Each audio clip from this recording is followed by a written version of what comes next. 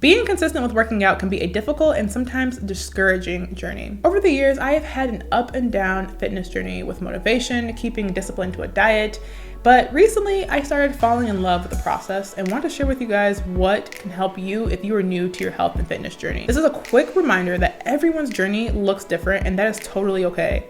It's never too late to properly steward the body God has blessed us with. But let's start with a little story on how completely quitting my journey almost prevented me from becoming a 3-time Olympic athlete. Sports became a thing for me once I turned 11 or 12 and my parents were like, okay, if you want to try it out, you should. All my siblings went to the university for sports, so I was like, well, let me see if this is for me. So I enjoyed it, I loved it, but I was just one of those kids who wanted to just have fun. I was never quite disciplined. If they didn't have a schedule for me coming to the practices, I probably wouldn't because it was hard for me to want to do that. That self-discipline, that motivation wasn't intrinsically there initially. So when I turned 15, I entered into high school and I was like, let me try track and field, running, see how that goes for me to help me feel good about myself. So I tried running and I hated it when I first started. And I was like, this is not for me. I don't want to continue with this. I suck. Like I was really, really bad at the beginning and I quit. What I learned in that moment was I was just way too concerned with instant gratification and seeing results from my efforts. In life, you're gonna have to put a little bit of work in things for things to kind of just come out positively. And I think when I had first started my fitness journey, I was like, well, I think I'm starting sports. I'm gonna be super good and I'm going to just beat everybody and just, use this as a leverage to get my competitive juices going. But at the first sign of any setback or anything, I was like, I'm done. This is not for me. I don't like this. I don't like the fact that I have to be disciplined. I didn't like any of that. So I quit. And like I said, that is literally the wrong mindset to have when it comes to this whole thing because it's just not an instant gratification process. It's gonna take time. It's gonna take time to see your goals come to fruition. It's gonna take time to see your body change, your body composition to change. It's gonna take time to get over the discomfort of like doing a new workout or doing a new diet and not feeling comfortable initially. Like all of it's gonna take time. I did not like that initially. Coming from somebody who literally quit, don't do that. Like give it some time, keep persisting and allow yourself to really experience that full journey because you'll be surprised at how far you'll get if you just go through the motions. And even if it doesn't feel good in the time, you'll see like down the road it was worth it. I didn't know initially that a little bit of discomfort could lead to wins, both literally and figuratively. And I just always thought like you had to be naturally gifted at something for it to work or naturally motivated, and that's just not the case. Fast forward to my story a little bit. I quit and I had a high school coach call me and say, hey, I see potential, don't quit, you need to come back. I think you could actually do something here. I didn't understand why she said this. I didn't believe it. I didn't actually think it was true, but I prayed about it and I was like, okay, I'll try it out one more time and prove to her that she was wrong and see. But I think it's really important to remember people on your journey can make a huge difference. If you are telling people about your goals and you're having people hold you accountable, when you want to quit, they'll hold you accountable. Looking back now, I'm like, wow. If she hadn't said those words of just like speaking light into my life a little bit, I would just be like, no, I'm good. And I wouldn't be the athlete that I've been. So that's another key point here is talk about your goals and your journey with people that you truly trust. Like they can really encourage you, especially if this is something that they have seen in the past or done and have experience with. Wise counsel can make a difference on your journey and can make you see something that you're not seeing in yourself, or can just speak light that can just be that trigger that you need to keep going. And so don't just hold it into yourself. If you really want to, do it long term, tell people about it. Be like, you know what, I'm trying to stick to this diet. I'm trying to do this. I'm trying to do that. And that can make a huge difference. So although I was reluctant to come back, I decided to give it a try, like I said. And when I came back, my perspective had shifted. I now took her opinion into my mindset and I said, okay, let's give this a try. I came back and it wasn't just like roses and, sunshine. It wasn't like, oh, I came back and I became this star. Like it still was a struggle and I still was not good. And I still had races where, I would get dead last or certain things would happen. But eventually it clicked, y'all. It took some time, but it clicked. And all of a sudden I was winning. I was, having all this success. I started seeing my body change. I started just seeing a lot of stuff from just coming back and not giving up. And so the biggest thing here is the mindset shift of telling yourself you can do something. Like I told myself, okay, even if it is hard, even if I see something that doesn't make me feel comfortable, I'm going to continue. That little shift of mindset got me through that hump of wanting to quit again. The power of our mind is incredible. How we think and how things come to fruition is so intertwined. And I think we are our biggest critic, and we can talk ourselves out of seeing the things we want sometimes. And I think it's just so easy to do that if we're not careful. Tell yourself that, I'm on this journey. It's not gonna maybe look like everybody else's. It might feel a little difficult, but because I am doing this, I'm going to give it 100% and I'm going to give my all. And another thing you can do that might help you is give yourself a time frame. Tell yourself like, okay, I'm gonna give myself 1 year to do this thing or 5 months to really try this thing. Don't renege and don't go back on your promise to yourself. Like say, even if nothing comes out of it in these 6 months, I'm gonna keep going. I'm gonna keep doing it. I'm gonna keep showing up. I'm gonna keep doing the thing I said I was gonna do. And you're not only helping yourself out, but you're proving to yourself that you can stick to hard things. And that's how discipline starts. I think that mindset shift is what got me more disciplined in my health and fitness journey. And that trickled off into everything. I wanted to become a professional from sports, which here we are now, right? And that was one of the hardest transitions because I instantly got thrown into an injury that threw me off my game, and I had to shift my mind again, and I had to create new systems that worked for me so I could stay healthy. So I had to become more disciplined than ever when I was in that injury because I had to keep myself fit. I had to make sure I was on a diet that made sense for me. I had to work on small muscles that would help me return to sport at some point. So there was a lot of things that I had to do. And honestly, it almost made me feel like a non-athlete at a point. So I understand like people who are like, well, you don't know what it feels like because you've been in sports. Oh, I do. I was in sports and I also was taken out of sports multiple times in my professional career by force. In that journey, I had to be really, really attentive to my body. And I did actually go through some body dysmorphia and body shaming because I wasn't running as much, and it was a lot easier to put on weight.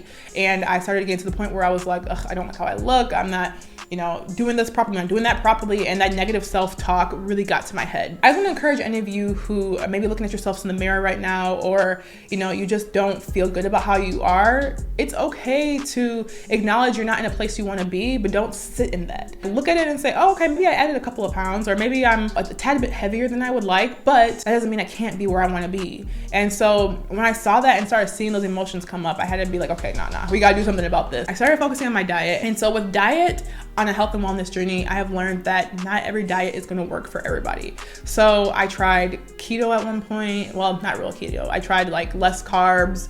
I tried heavy carbs. I tried, just not eating breakfast. I was just trying everything to see what worked well for me. And I came to learn that I don't need as many carbs as I needed, but I do need some, and I have to put them at a certain timing of when I'm working out. And that not only helps with energy levels, but it also helps with fat burn, and there's other things that work for my body specifically. And so I challenge you to yes, do research and figure out the different plans and different things you can do to help yourself stay accountable with food, but just experiment. And I think moderation is huge. So I learned that just taking things out completely isn't the best thing for me, unless it's I'm allergic to something or something that makes my body feel achy. But for the most part, if I enjoy things, I'm not gonna take them out completely, but I will give myself that cheat meal or that cheat day to have that, and that could work for you. So I say all that to say, don't just aimlessly follow a plan and just be like, why isn't it working for me? Maybe because your body needs more than that. Be attentive and research, but don't be too strict on yourself when it comes to how you eat and how you're fueling yourself, because it can shift, and you'll see that you might have more energy in one season when you're doing something else, and in another season, when I was not running as much, I could eat less. I definitely didn't have to eat the amount that I needed when I did return to sport, because I needed more calories then versus later. When it comes to food, I think it's really smart to have a plan, but don't get to a point where you can't shift your plan. Everything in moderation. Portion control is huge for me, and I had learned that the hard way of just knowing I could not eat as much as I want to, especially as I got older. I want to encourage you to just kind of experiment with that. So another thing that I had to learn along this journey was having others kind of guide me was really helpful. Yes, I was an athlete, but outside of just my coach in sports, I had a nutritionist who has given me some of these tips I just told you about with the diet. I've had a physical therapist who has helped me return to sport from injury, working on the smaller muscles, things that were really weak in my body. And sometimes you might need that because you don't actually know what's going on sometimes. And so getting evaluated, if you have the means to do so, it was really, really helpful on your journey. I try to do things on my own. It's a lot harder than when I have a team. And so if you can, in some way, create a team for yourself. If that's a personal trainer, if that's somebody who encourages you to do what you need to do, even if it's just a training partner, or even if it's just a friend, have have that team of people who will help you along the way. So fast forward to now, I am 30 years old. I just came back from the Paris Olympics. I went to the World Championships, Commonwealth Games. I've just been at a lot of stuff, and it's really cool to see how I have overcome so much, whether that was getting injured, having to push my body, having to work on small things. But here are some of the lessons I've learned in that whole journey up until today. And I'm still working on some of these things now. One is don't give up when difficulties arise. Like I said earlier, there's gonna be times where you just don't want to do something because it's hard. Keep going and keep doing it. Set yourself a date and a plan of how long you'll do it for until you don't see any progress, and maybe shift your plan after that. But just because you don't see it right up front doesn't mean it isn't meant for you to keep doing it. Number two, have accountability. Have people that help you along your journey. Like I said, my old coach is one of the reasons I am doing what I do. And without her, I probably would just be doing something else. Sometimes other people will see things in you that you don't see. So have a team or others who can help you do that. Number three, experiment with different foods and things that make you feel good. Look at different plans and everything in moderation. I'm not saying you can't have, some of the foods you might want, but definitely don't overdo it, and don't shop in the really greasy, hot processed food sections if you can avoid it. Don't expect somebody's structured plan that they use for themselves to always work for you. I have found that trying out different things and seeing how I feel in my workouts or throughout the day or in just fluctuations in my weight have helped me create something that works for me personally.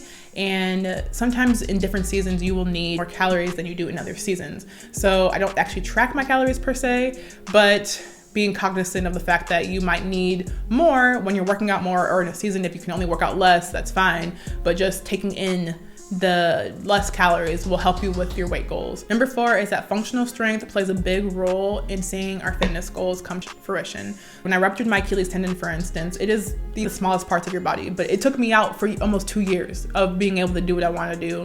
And so if we're not cognizant of certain small muscles in our bodies, then we can set ourselves up for failure and not actually see progress and not get the gains we want. So if you can, get an evaluation from a physical therapist or somebody else who can help you. But doing this and being cognizant of how much I'm doing this with PT has made a difference in how I can push my body and how I can actually properly stay healthy and fit. Listen to your body and plan accordingly. Not every day is going to look the same. In some weeks, you're going to feel a lot more tired and weak, and maybe you can't do as much.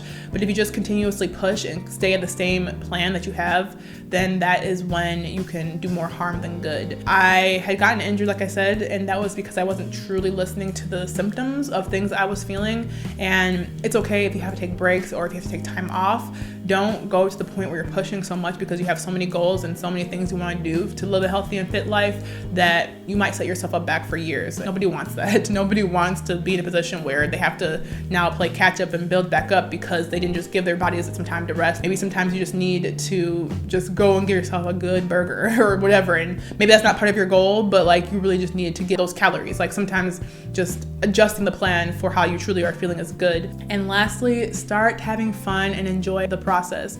When I decided to come back to sport, not only was my mindset changed in how I was going to work hard and just, take time with it, but I was like, let's have fun. Let's enjoy this process. And even when I returned from injury after I entered into my professional career, I was like, I'm going to make this as fun as possible because I have to. Like, I wanted to make it enjoyable to just kind of do the small steps. And when you get like small goals every day and you're working towards it, then it makes it more enjoyable. Like when you see yourself check off like, oh, I did this today, or I could do something I haven't done before. And even if it's not so grandiose, doing that makes the process fun. It's good to see the outcome and know what it is, but constantly thinking about it is what can hurt you and what can make you feel discouraged. And if we're always looking at it, we'll be like, oh, we're so far behind, we're not making the progress we want, when in reality, you actually are closer than you think. It's just a matter of time. That's a lot of what I had to learn through my own health and fitness journey. Like I said, I know it might be a little bit different being an athlete and having the perspective, but truly it's not different. And there are a lot of lessons that I learned that will hopefully apply to you if you aren't an athlete or you haven't done sports in your life, because I've had a lot of lessons that have taught me some stuff, and I'm really, really grateful for. So if you guys enjoyed this video, give it a thumbs up and subscribe, and definitely go back and watch any of my other videos regarding working out or fitness, just to help you if you are on this journey, because I shared a lot over the years that can hopefully support that journey for you. So I will see you guys in another video. Bye.